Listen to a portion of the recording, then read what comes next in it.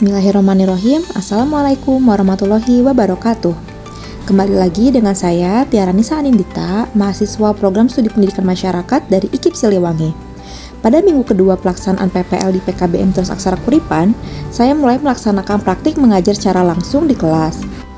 Namun, sebelum memulai pelajaran, saya mengajak siswa untuk memperkenalkan diri. Setiap anak menyebutkan nama lengkap, nama panggilan, dan cita-cita mereka. Kegiatan ini saya lakukan untuk mengenal siswa lebih dekat, serta menjadi dasar dalam membangun interaksi dan motivasi saat pembelajaran berlangsung. Berikut adalah cuplikan perkenalan mereka. Nama panggilan aku adalah cita-citaku menjadi chef koki. Nama aku Sakina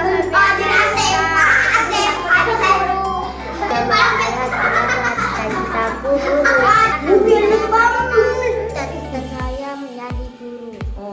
halo, nama saya Halid. Cita-citaku pilot.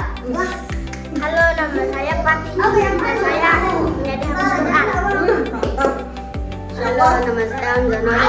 Cita saya menjadi main bola. Nama saya Sakti. Nama panggilan? Ade. Cita-cita? Marhalit. Oh, Marhalit. Bermain bola. Main bola. Setelah itu, saya langsung melaksanakan praktek mengajar mata pelajaran muatan lokal informatika kelas 5 dengan materi bab 1, subbab B yang berjudul Berpikir Komputasional. Materi kali ini membahas bagaimana cara menyelesaikan masalah sehari-hari menggunakan langkah-langkah berpikir komputasional, seperti dekomposisi, pengenalan pola, abstraksi, dan algoritma. Metode yang saya gunakan yaitu ceramah interaktif, problem-based learning, dan diskusi kelompok.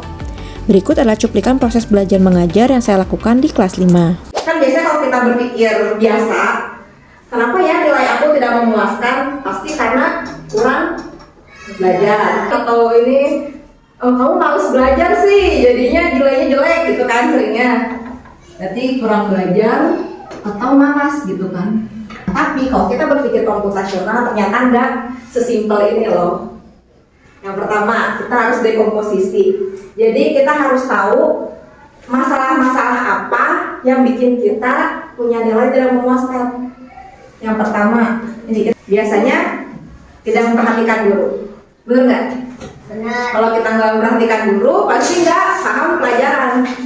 Ya kan? Nah, ini tuh dekomposisi yang namanya memecah masalah besar jadi masalah kecil.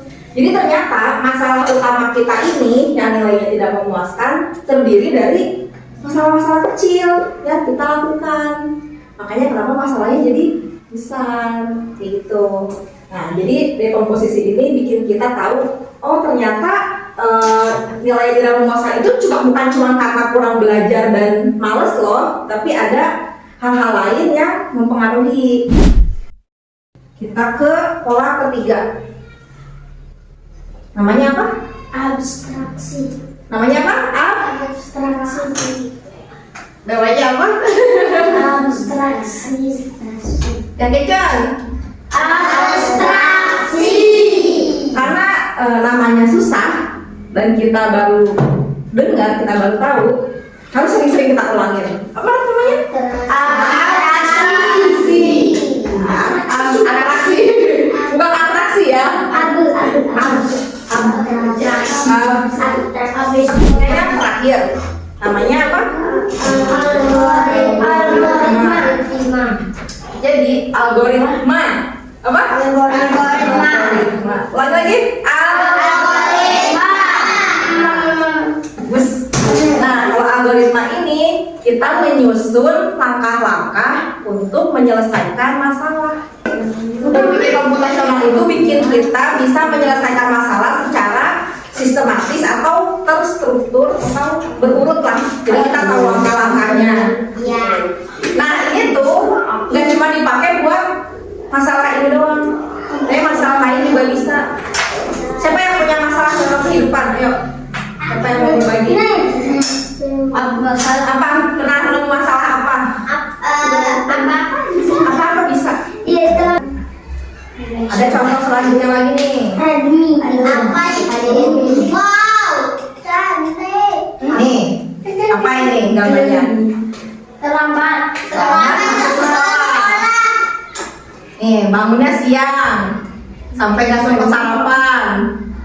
Ternyata pas di jalan misalnya macet gitu.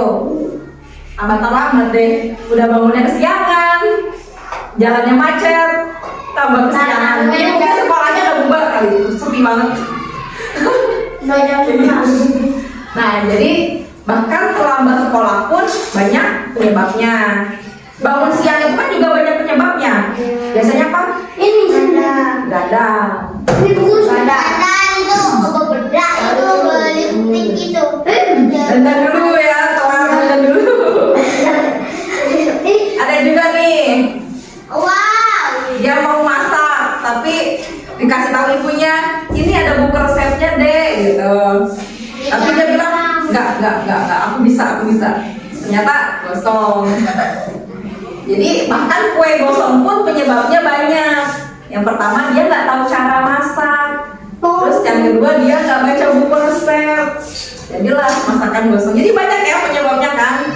Jadi suatu kejadian yang bikin kita kecewa atau kegagalan itu pasti ada penyebabnya.